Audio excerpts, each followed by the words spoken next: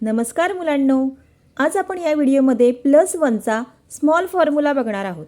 तर +1चा small formula आहे +1 = -4 + 5.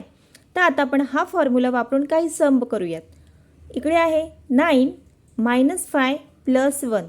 तर आता हे सम आपण फिंगर्सवरती कसं करणार? सेट 0 9 आपल्याकडे डायरेक्ट आहेत म्हणून 9 डायरेक्ट, -5 डायरेक्ट. आता +1 करायचं आहे. +1 आपल्याकडे डायरेक्ट नाही आहे म्हणून मग +1चा फॉर्म्युला -4 + 5. Answer is 5. आता नेक्स्ट सम बघूया आपण. 4 + 1 + 4.